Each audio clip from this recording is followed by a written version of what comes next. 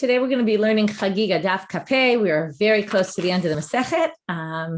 Not easy dafim here, I will warn you, but we are close to the end here. Today's daf is sponsored by Linda Friedman in loving memory of her father, Leon Pultman's 7th yahrzeit. May his neshama have an aliyah.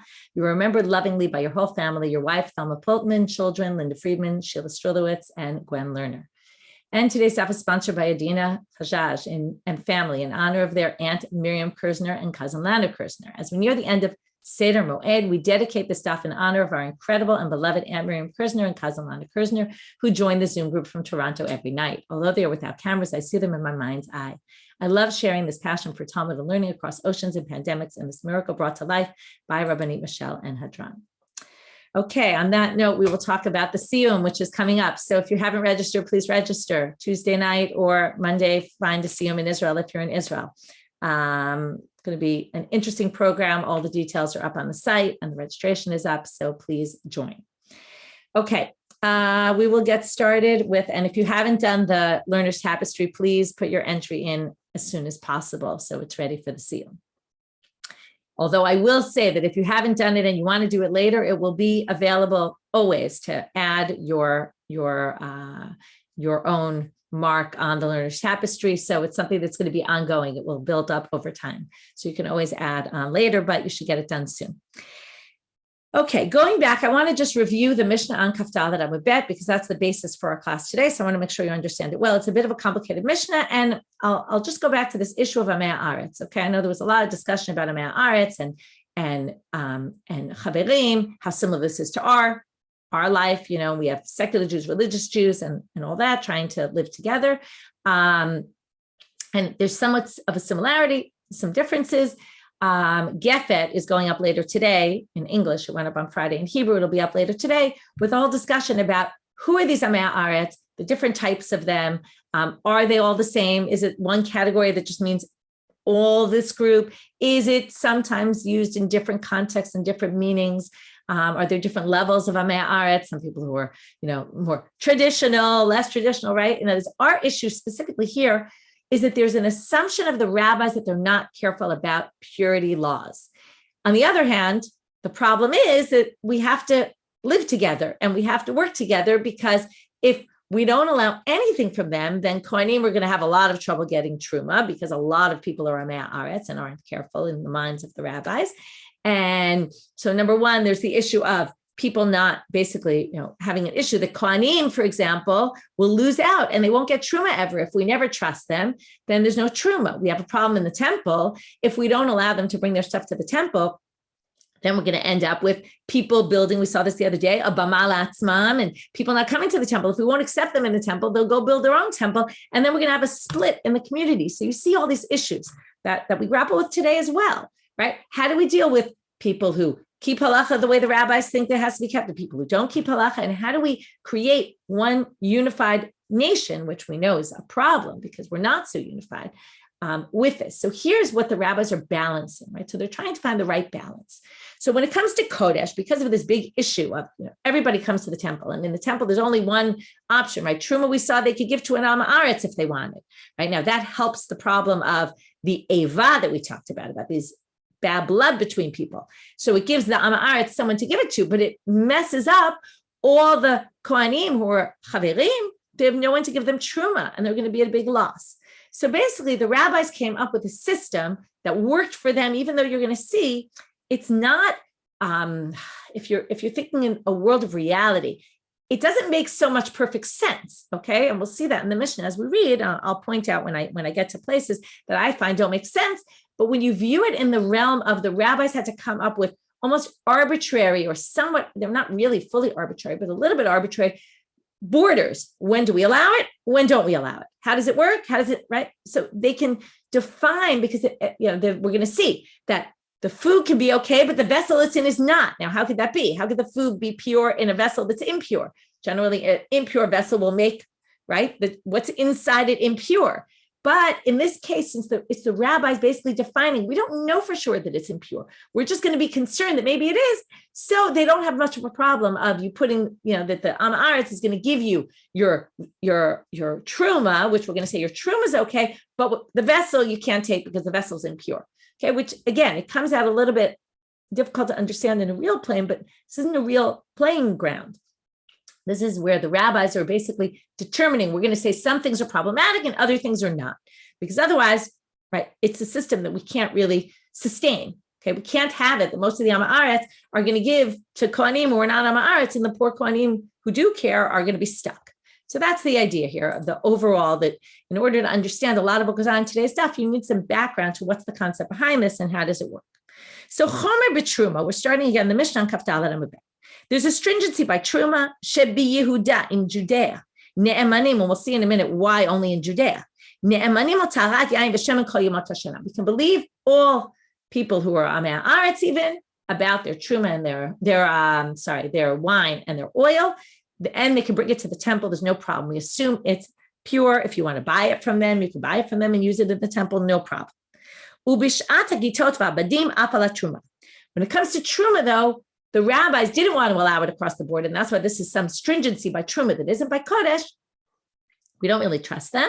Again, we talked about the differences as to why, but we're going to believe them at a certain time period. We're going to assume. Now, again, either it's because there's no way to do this. If we're going to say not in the time when they're making the wine, the olives, there's no way, and the oil, there's no way that we're going to ever be able to give anything. Or alternatively, it's that we assume, and these are, again, two different, or maybe they work together. We assume that for that time period, just like when it comes to Kodesh, we assume that they have a higher standard. Also, when they know they're making the wine and the oil, they'll keep a higher standard of purity, and therefore we can trust them. So it's a combination of factors, okay? Okay, but if it's no longer that time of year, you can't accept it because we assume that they're impure. And here's the part that's a little bit strange. Even though we don't trust him all year, and we don't know what he's doing with this, maybe he's opening it when he's impure and touching it, but we're going to allow it again. This is where it goes by dates. As long as you're within the time frame, the correct time frame, we don't care when you made it. Did you make it last season or this season? As long as, again, this is a little bit random, but the rabbi said, since this is the time we're allowing it, you can accept from them, even if it's from last year's produce or last season's produce, okay? Last season's press, because, again, why? Because the rabbi said that time of year you're allowed to accept things. So, right now, maybe you could say, well, maybe the assumption is they put it aside and they're not touching it. That's possible, but it's not necessarily. It's just saying that time of year is okay. And you're going to see this comes up again in a very strange way later on in our daf, which also seems to make not so much sense. But again, if you understand it as the rabbis just define, this time we'll say yes, this time we'll say no. So therefore, as long as it's within that time frame, you can accept it. If he gives you a barrel of truma and he says, well, in this truma barrel, there's also some things that were meant for the temple, then you can assume, since he's believed for the kodesh, he can also be believed for the truma that's in that barrel. Okay, this, it's not exactly clear what it means.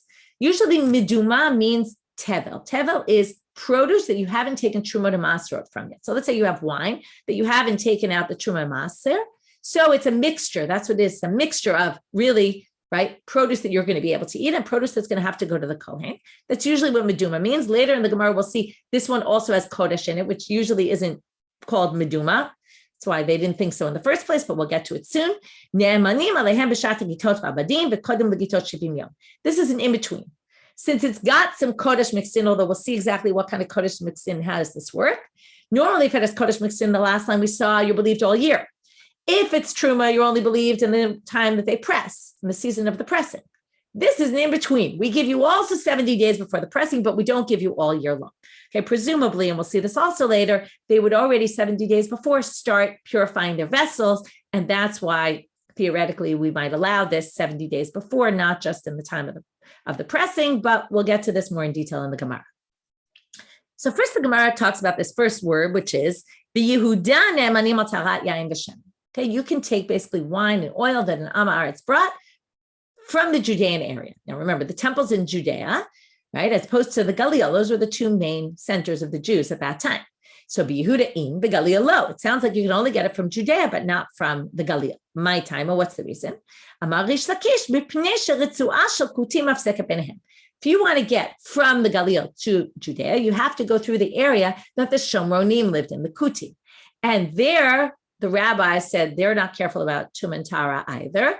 And therefore, anyone who goes through there, you have to worry that maybe you passed over a grave, right? It's problematic. So if an Am Haaretz, or presumably anybody, brings vessels through the land of the Kutim, it's going to be Tameh. Okay, it's a problem. So that's why we're only going to accept it from Judea, to which the Gemara asks, wait, we have a few possible solutions, two possible solutions that are going to suggest if you want to pass through an area where there's Tuma. Now, the assumption is if you're passing through airspace, what kind of Tuma are we worried about? Tumat mate, because Tumat mate, remember, the purity of a dead body, if it's not in a tent, right? If it's in a tent, it fills the tent. That's it. If it's not in a tent, it goes straight up. So basically, if I pass over it, it will basically go all the way up and it will make it impure. However, they suggest here's a way to go through. Why don't we put it in a box or a container which blocks the impurity from coming through? And then we could pass it through in one of these things, and the tumah won't go up, because remember we talked the other day about things that are chotzetz b'fnei tumah, they block the tumah from going in. So that should work. So they say, well, our Mishnah must apparently be according to Rebbe. Hamane, who is our Mishnah according to? Rebbe. Ta'amal, Rebbe held ohel zaruk lav shmei ohel.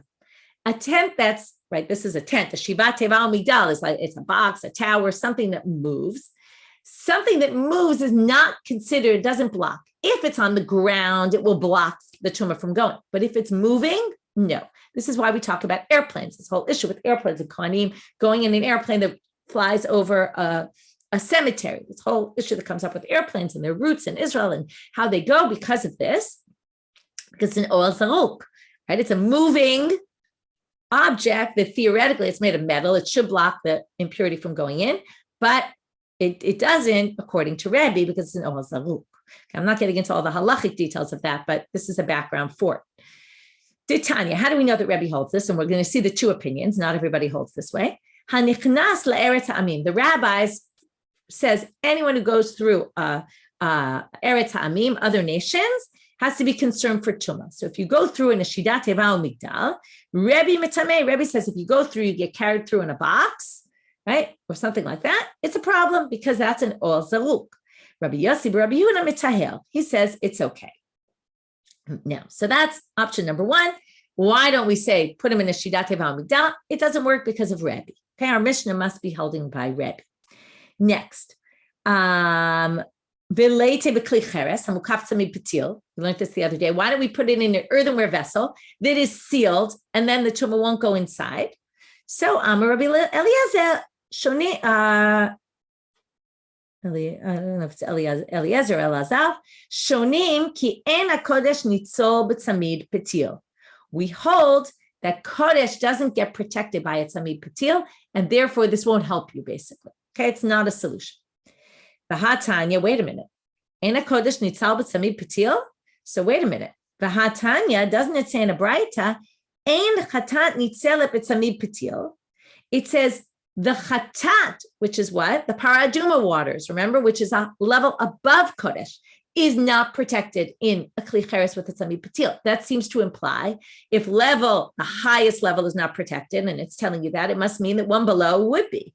So that's what they're going to say right now. My love hakodesh nitzal. If it's saying the water, the purification waters of the paraduma are not protected in a tzamid petil, what about, right? But the lower level sounds like would be. To which the Gemara says, "Lo, that's not the inference that that comes from there. One can infer something else from there. Ein chatat nitzelet b'tzamid petil, hamayim she'en mukdashim she'enam mukdashim nitzolim b'tzamid petil." It means the water that's mixed with the paraduma ashes, the red heifer ashes, is not protected in this, right, earthenware vessel that's sealed. Doesn't protect it.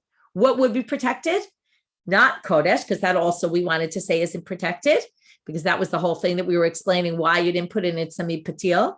So they say it's to tell you that water that you're planning to mix together with the paraduma ashes, that is protected in tzamid petil. It's saying the water, once it's mixed with the ashes, will become impure if it's in an earthenware vessel that's sealed tight. But if it's the water on its way, you're bringing the water to mix it with the red heifer ashes, then it'll actually be protected. And that's the inference, which means that you can't infer that Kodesh is not protected, protected. And therefore we can assume Kodesh is not protected. And that's why they didn't suggest using that. And that's why you can't bring anything from the Galil to the temple that's sanctified, because when you go through the Eretz HaKutim, it's going to be a problem. So now the Gemara asks, wait a minute. But wait, there's people who make earthenware vessels for the temple. Midaka means mizakim. They purify their vessels in the Galil. In other words, they build them in purity. They get them all ready for the temple.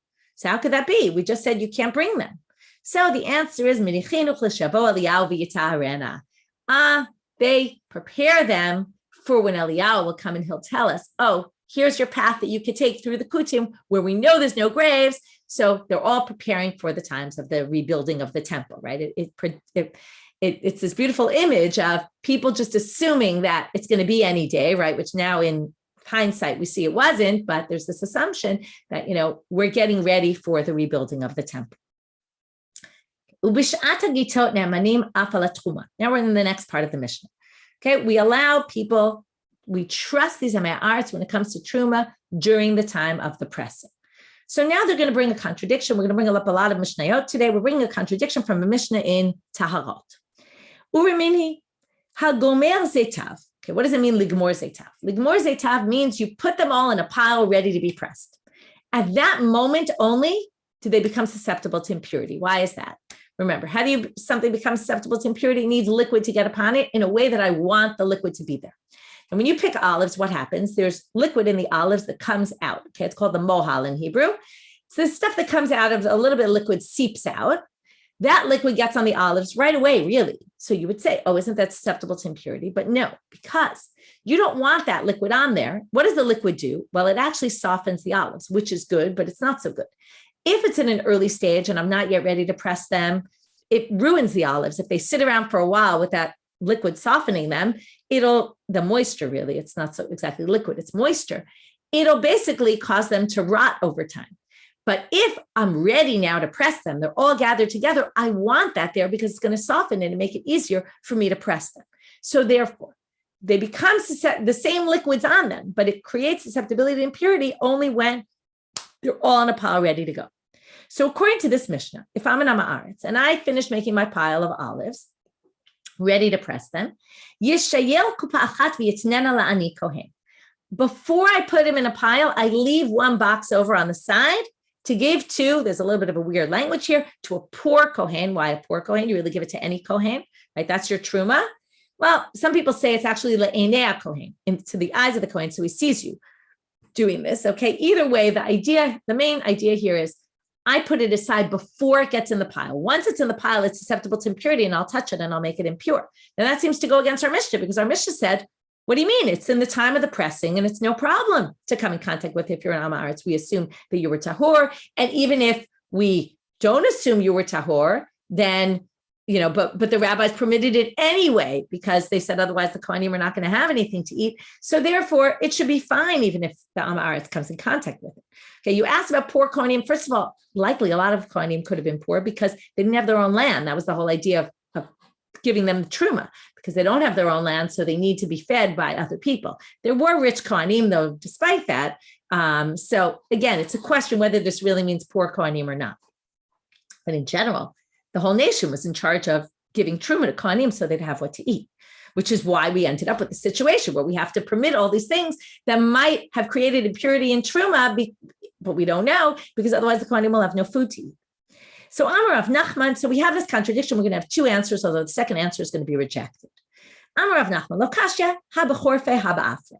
Remember what I told you before. The rabbis basically, exactly, not fully arbitrarily, but a little bit arbitrarily decided the time of the pressing, right? Let's say it's January and February. Okay, I'm just randomly saying dates. Let's say that's the time we're going to allow Amei Haaretz, we're going to trust them. Okay, it's really not usually January, February, but let's just say.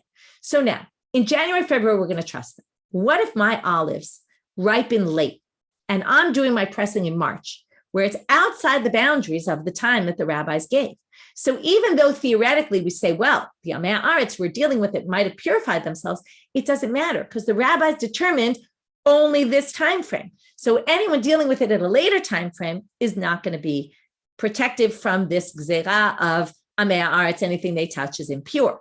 So therefore, that's what they answer. Our Mishnah, which said they're trusted in the time of the pressing, is for the regular olives that are ready at the right time. Haba'afle, this Mishnah in Tarot is talking about you have to set it aside so it won't become susceptible to impurity. Is talking about a case where someone had olives that grew later, that ripened later, and because of that, it was already beyond the time of the normal pressing time.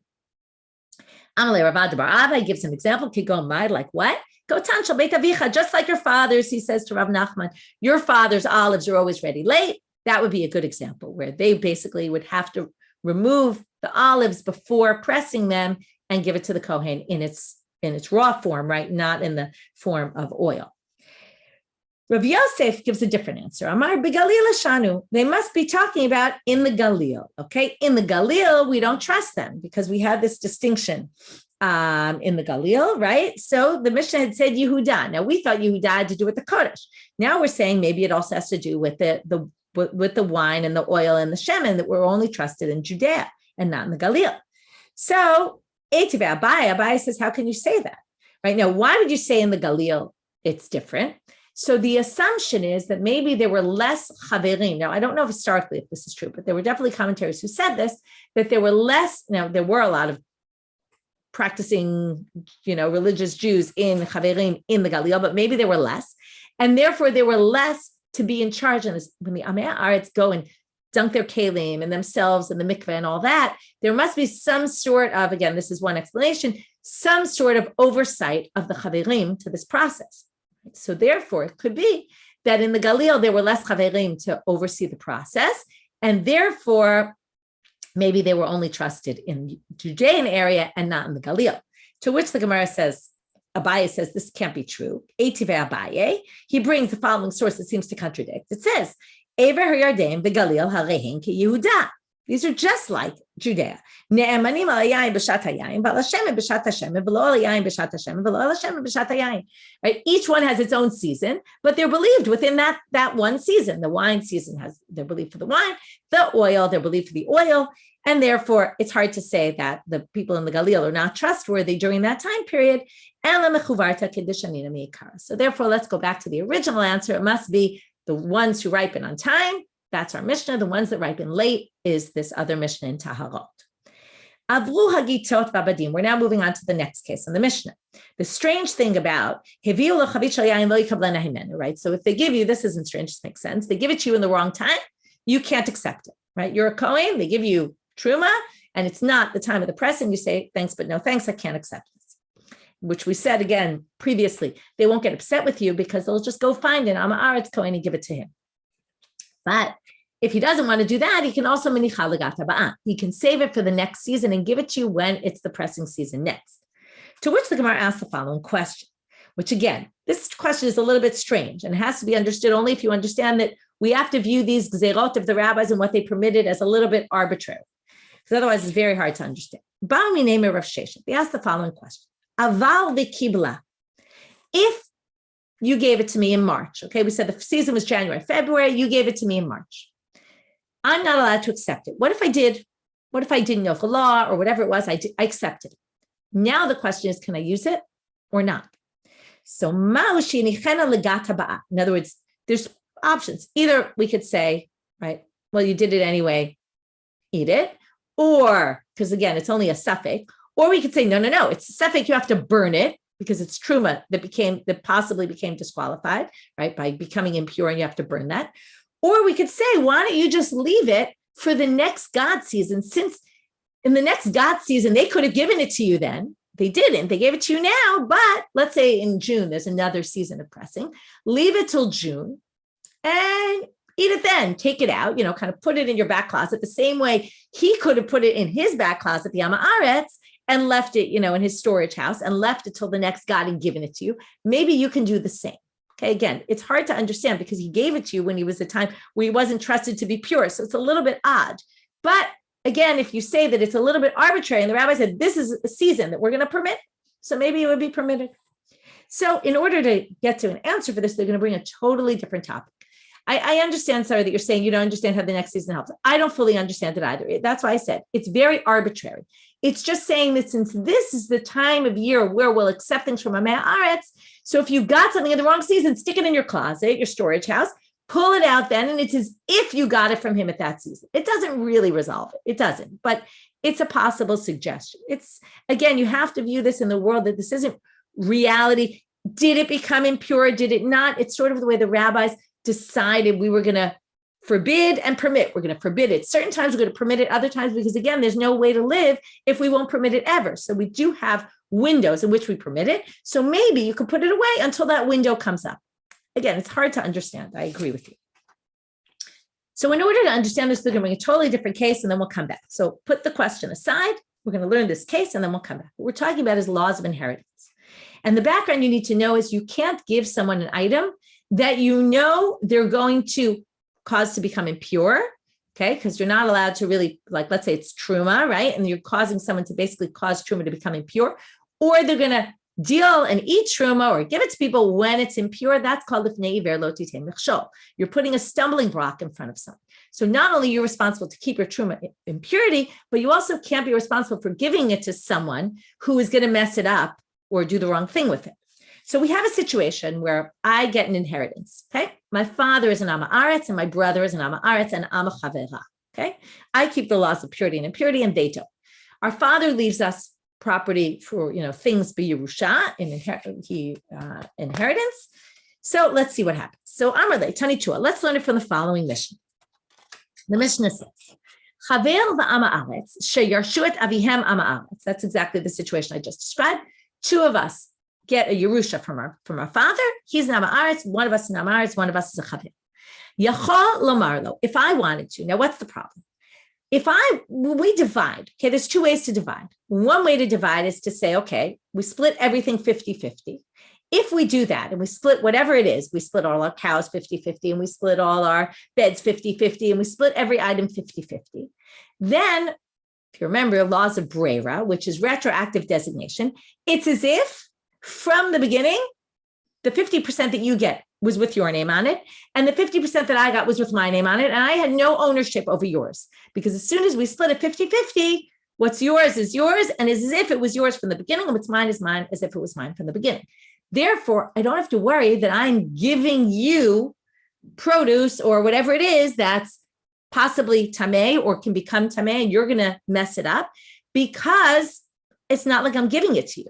So, right. So the father was Am Haaretz, which means it might already be impure, which is also an issue, because if I give it to you, if I'm actually giving it to you as a gift, let's say, or selling it, so to speak, selling it for my share, like I'm giving you 50% of mine and you're giving me 50% of yours, then it's as if I gave you truma that's disqualified, right? That's impure, and you're going to end up using it instead of burning it, which is what you're supposed to do.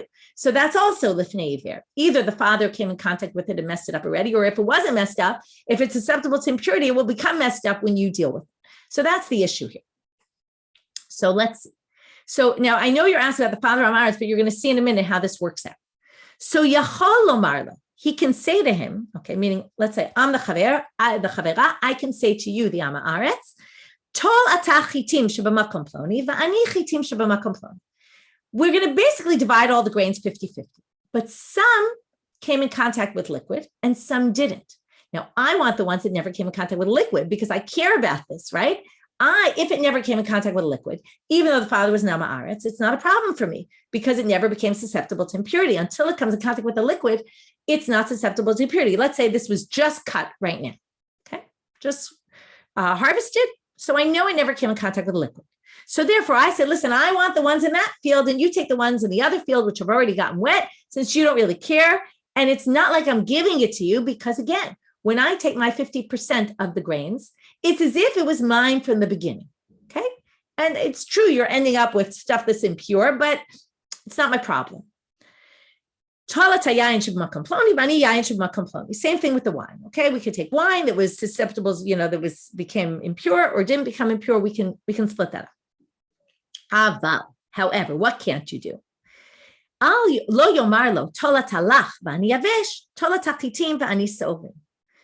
If there's things, now I said you can divide grains and grains, but you can't divide liquids and solids or chitim and seolim, wheat grains and barley grains.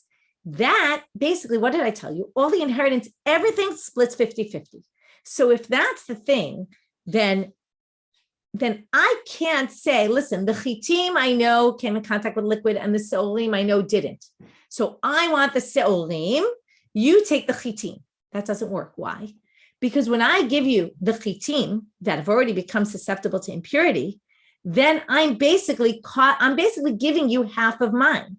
So 50% of those, I'm basically causing you to sin. And that's called lifnei ver lo titei michshol. Because either it just got wet and you're now going to touch it and you're an amaretz, or it was already impure and you're not going to burn it. That's a big problem. So therefore, what can I do?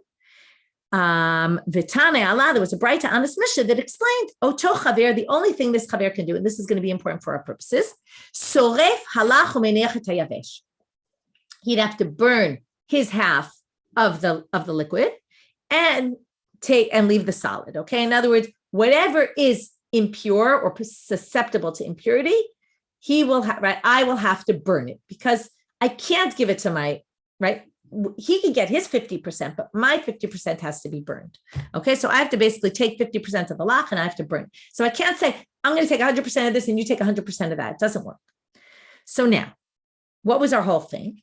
If I took something in an inappropriate manner, right? And as I got it in a time when I wasn't supposed to, could I leave it for the next season? Take it in a season when it's allowed. So now they say, well, if you have this wine, that's right, or whatever it is, whatever it is, why don't I just leave it for the season of the pressing? And then divide up the Yerusha then, and then it's okay. Because it's all in that season, kind of everything's allowed. So this would imply you can't say that, because if you could say that, that would have been a solution here. We'd always rather not burn truma if we can avoid it. Especially, you have to understand, it's also a problem. There's a lot of things pulling here. Number one, if it's really tameh, you have to burn truma. If it's only, we don't know if it's tameh, right? We don't want to burn sanctified items if we don't have to. Right? That's like destroying good truma. So you're stuck a little bit so if they had the solution of leave it for the next got, then we should have implemented that here. So what do they answer? First of all, wheat, grains, right? There's no pressing season. So the got is only for olives and wine. It's not for other items. And this didn't say, right? In the earlier case, it was wine. But in the second case, where we don't allow it, it wasn't wine. So maybe it's something that doesn't have a pressing season. And then there is no heter. There's no permissibility here. So they say, wait, but there's another time of year that we trust Amei Haaretz. When is that? In the holiday season, because everyone comes to the temple for the holidays and they purify themselves. So why don't you say, Yinichenu l'regel? Why don't you leave it for the next holiday? So, oh no, it's something that it could be something that will rot by then. And that's why. So in the end, we explained that the reason it doesn't suggest leave it for the next God is not because it's not a possibility. Maybe it is a possibility. We're left with, we don't really know. The reason in this case could have been a side reason because there was no option. There was no pressing season or there was no regel. And therefore, right, this connects us back to Chagigah, which is how we got into Tum Tara in the first place, because in the time of the holidays, people would purify themselves, right? Okay, so that didn't really answer the question. We don't really have an answer. Again, it was a strange question in the first place, right? Because the whole thought of, oh, well, just put it in your closet and take it out in the time of the got seems a little bit odd. Next case. Right, if I'm an Amaretz and I tell you in this barrel, there's truma and there's also kodesh, right? There's some things that I plan to bring as libations to the temple, then you can trust him that he kept the whole thing in purity. In purity, not impurity, just so you're clear about my word, that everything is pure. So Tnanatam, we're now going to quote a different Mishnah. Again, we have to put our heads into a totally different topic and then we'll come back and connect it. Modim Beit Shammai uBeit Hillel shebodkim leosei Pesach. Okay, this is a Mishnah in Ohalot. Okay, Mishnah Ohalot is all about Tumat Meid. So we learned in the past about something called the Beit HaPras. The Beit HaPras is a field where we know there was someone buried in the field or people buried in the field. We don't know where. And then this field was plowed. So at this point, could potentially be bones anywhere in the field on the surface. Okay, once it's not the majority of the body or anything else, there's no tumat oel, so I don't have to worry about passing over impurity. but I do have to worry about little pieces of bones being on the surface and me coming in contact with them, direct contact by touching them with my feet, let's say. So it's a case of Safek Tuma D'Rabbanan. Okay, there's a doubt. Maybe there's Tuma here. Maybe I'm touching Tuma. So it says in the Mishnah, the Beit Shammai and Beit Hillel both agree, Shebodkim la'osei Pesach, ve'en bodkim la'ochlei Truma. Okay, Bodkim is going to be some solution. They come up with a solution. We'll see in a minute what it is. Only though if you're passing through in order to go bring your sacrifice for the Korban Pesach, but not if you're going to eat Truma. Okay, so if you eat Truma, we're going to assume no matter what, you're impure. Having walked through this field, you're going to have to go through a purification process. If you're going to do your Korban Pesach, we're not going to make you do that. Just a little bit strange. We're going to see in a minute why. So first of all, my bodkim, what's the solution that we come up with? And this we learned already. Amar Rav Yehuda Amar Shmuel, minapech adam beit hapras v'holech. You can blow into the air, like down onto the ground, go as you're walking. And you can assume that you're moving any small bones that are there because they're light and they'll move by your blowing. And then you can walk through because as you walk, you're basically paving a bone-free space. However, this only works to allow you to bring a Korban Pesach. Doesn't allow you to eat Truma. We're not sure this really works enough to allow you to eat Truma. So it's a bit of a strange thing why that is, but we'll get to that in a minute. Rabbi Chiya bar Abba, he just comes and says something else. Mishmei de ulamal. He disagrees with Shmuel and says, Beit hapras shenidash tahol. If it's a Beit hapras that many people have walked through, we assume that the bones are totally crushed and there's no bones big enough to pass on impurity, even though it's a pretty small size of a bone, right? Etzem ke'adasha, like a lentil. But either which way, we're going to assume it's smaller than that. It's really crushed up. You don't have to worry about it at all. But we're not dealing with his opinion, okay? So now, the Gemara says, what's the distinction here? Ochle Pesach and Ochle Truma. Why do we allow it for Pesach? But you would think Pesach is so stringent, we'd be more strict. Well, because it's so strict, this is all a concern that maybe there's Truma there. Right? We don't really know that there's bones. So if we're going to be so concerned for rabbinic, right, rabbinic law here, we're going to end up with people not giving the Korban Pesach. If you don't bring the Korban Pesach, you're actually liable to get karet, cut off, right? Which means you die early or your children die young. That's a terrible punishment. And on a Torah level, you might not have actually even come in contact with a dead body. So it seems crazy, right? And that's why they say, so we're going to allow you to do the solution where likely you to become tameh in order to make sure that you don't get your karet for not doing the Korban Pesach. But lo'ochle truma and midu divram b'mkom mitah. Truma is different. If I eat truma while I'm impure, I get death in the hands of God. So the rabbis here are going to be strict on us to make sure we don't get death in the hands of God. You see, the death goes in different directions here. In Pesach, the death is if you don't do the Korban Pesach. In Truma, the death is if you actually eat the Korban, if you eat the Truma while you're impure. So the rabbis would rather err on the side of being concerned when it comes to Truma. So now they're going to ask a question. And this is going to ultimately connect with our case. Remember what our case was. It was a barrel of wine, which has truma mixed in and kodesh. Because he's believed for the truma, the kodesh, he's believed also for the truma, because we always trust Ha'aretz about kodesh. And since it's mixed up together with the truma, we're going to believe him about the whole barrel, that he kept it with impurity.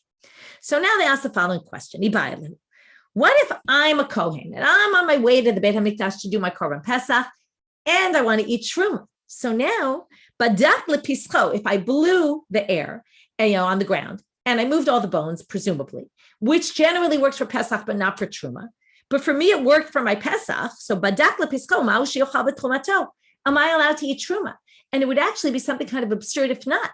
Because what would happen? People would see me that I'm not eating Truma because I'm impure, because I walked through this Beit HaPras, but I'm eating my Korban Pesach. People are going to say, oh, I guess Korban Pesach, you don't need such a high level of stringency for, because look, this person who's Tameh and isn't eating Truma is actually eating Pesach. Seems like an absurdity.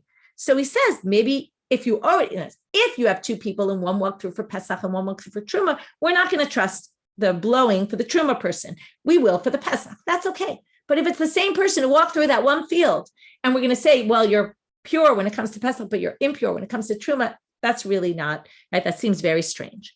So Ula, in fact, says, Ula amar badak lepischo mutar lechol b'trumato, as we would have expected. Once we're going to say it works for anything for you. Rabba bar Ula amar badak lepischo asur lechol b'trumato. He says, no, it doesn't work. To which Amaleh Husaba, they bring a question on him.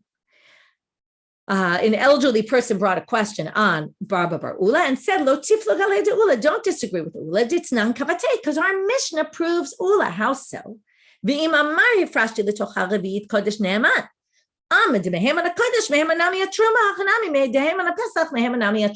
Just like he's trusted to say, I took care of the kodesh and therefore the truma that's within it.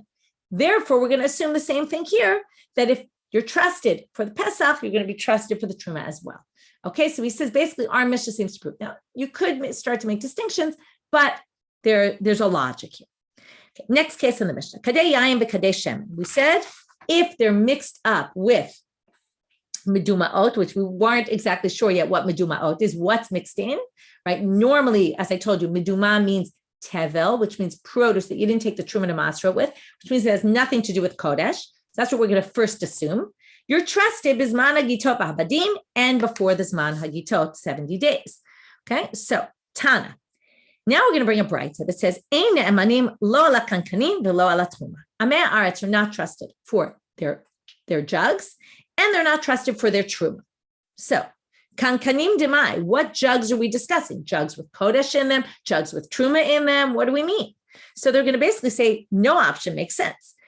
Kankanim de kodesh, if you say there were jugs that had kodesh in them, migo de mehemana kodesh, mehemanami kankanim. If they had sanctified items in there, and we trusted them for the sanctified items, we must trust them also for the jugs that they're in. Ela kankanim de truma, if we say we don't trust them for their jugs of truma, well, pshita. It's obvious. Hashta a truma lo meheman, a kankani mehema. If we don't trust them for the truma itself, of course we're not going to trust them that they keep the jugs for the truma in purity. Makes no sense. Obviously, if we don't trust them for the truma, which there's more of a need, remember I told you before, it's the truma that we need to be more lenient with. Again, we do trust them in the time of the badim, but here we're talking all year round. We're not going to trust them all year round. They can do truma to the kohen. Of course, we're not going to trust their jugs. So in the end, what do they say? Ella, they give two options. Either we're talking all year round, and we're talking about something that kodesh was in, a vessel that kodesh was in, but you dumped it out. Okay, let's say you brought wine to the temple, you poured the wine. At this point, we no longer trust that the vessel is sanctified. Until this point, it was. As soon as you empty it, we no longer trust you about this vessel. Or mileim de truma ubishat hagitot. Or if they're full with truma, now if they're full with truma, obviously they're not, because truma, if it's all year round. But if it's the time of the pressing season, and this I mentioned before, we're going to trust you when it comes to your truma, but not for your jugs. And that's what this brayta is saying. So now the Gemara is going to say, but wait, it says in our Mishnah, Tnan, kadei yayin v'kadei shemen hamedumaot. What is medumaot? Didn't we say my love medumaot de truma? We assume it means tevel mixed with truma. Basically, it's potential truma. It's going to be truma. And it said, kadei yayin and kadei shemen medumaot, the jugs that you have this mixture in, or ne'emanim alehen, you're trusted b'shat hagitot. And we just said, you're not trusted b'shat hagitot on the kadim. And that seemed to say you are. To which the Gemara says, no, it's not medumaot de truma. That wouldn't work, because that would fit in with this brayta, that the jugs that the truma is in, we don't trust. Again, that's what I told you before. You bring your truma to the kohen, you give him the truma. Again, it's a bit of an absurdity.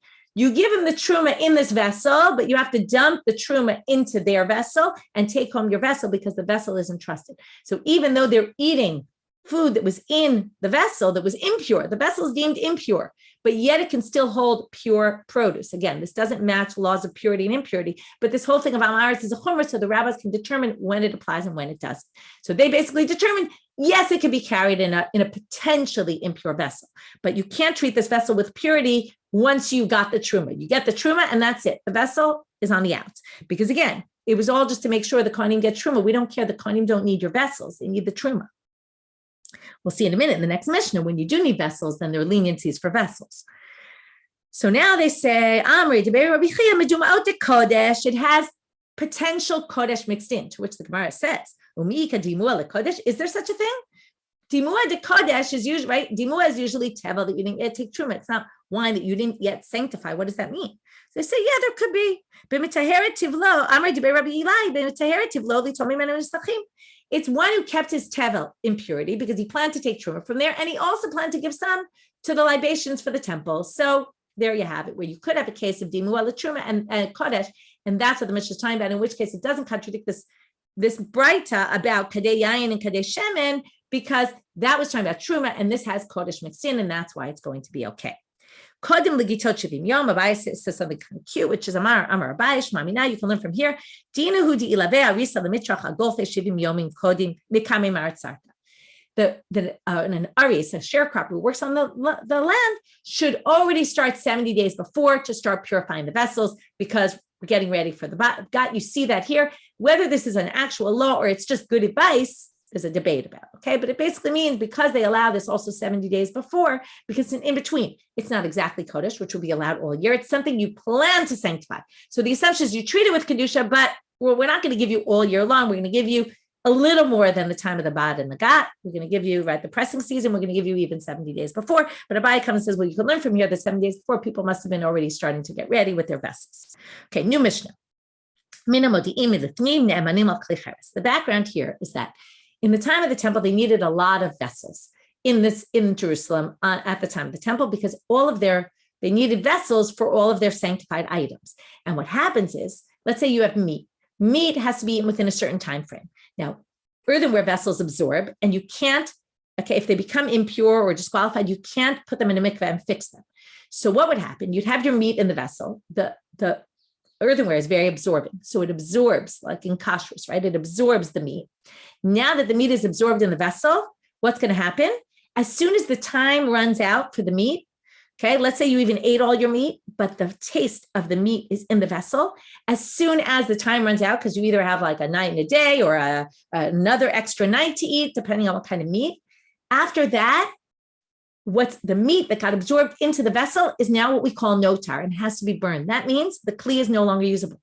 So they needed tons of vessels because they were constantly breaking the ones that they couldn't use. Okay, because of that, they needed a lot of small vessels. So there weren't enough chaverim to make these. So they had to start trusting the Amei Arts when it came to vessels for Kodesh. So again, a big heter. Mina Modi'im v'lifnim. Modi'im is a place somewhere near Lob, possibly, which is 15 miles mil in the Gemara, which is about a mile around it's like disposables, exactly. It's like chapami, what they call them, right? Disposables. So 15 kilometers, really they use Modi'im because it was a big city, but they really mean 15 kilometers radius outside of Jerusalem. V'lifnim, and any space in there, ne'emanim al-kli cheres. That was the people who were making all the vessels for the people to use in Jerusalem. So they allowed, again, a little bit arbitrary, a radius of 15 miles around Jerusalem to allow people there to be trusted for their vessels. Again, either Rashi says because it's Gzera she'enat tzibor yicholim la'amod, but if we didn't allow this, no one would have any vessels. They couldn't, it's too much for people. Or maybe the Amei Haaretz were careful because they knew that they were needed and they had respect for the chaverim, and because of that, they made sure, right, the people that were inside that were doing most of the selling, they were careful about it. So maybe a combination of the two. But but anywhere outside of that area, they're not trusted. Ketzad, how does this work? So now there's certain conditions for this to work. Hakadal, that's a person, a potter who makes these pots or bowls. Shu mocher hakterot, he's selling these. Nichnas lifnim in amodin. If he comes, let's say from Renana, okay, where I am, comes from Renana and goes straight. I made pots in my house and I bring them straight to this area. Nichnas lifnim in amodin. When I get inside the area of Modi'im, or some people even say biyam Modi'im, hu hakadar. It has to be that I'm the one who made it. Hanak derot. You know when you go on an airplane and they say security and they say, "Did you pack this yourself?" Okay, it has to be you made it yourself. It can't be someone else's because we don't trust that. I brought it from home. I brought it into the city. And not only that, but the people who were buying from me saw me bring it into the city. Okay, if they saw me come in with my pots into the city, ne'eman. But yatsa, even if I was inside this area, I brought them from home, everything, and then I leave that area. Once I'm outside that range, again, this is the arbitrary, this is the boundary of where we're going to allow it. If I go outside, it's not going to work. Okay, it's a bit of a difficult mission to follow. We're going to see in the Gemara tomorrow more details of understanding what this means. Have a great day, everyone. It's a little hard every time we end with a Mishnah, and then you don't really understand it yet. You have to wait till tomorrow, but that's the way it goes. Shavua tov.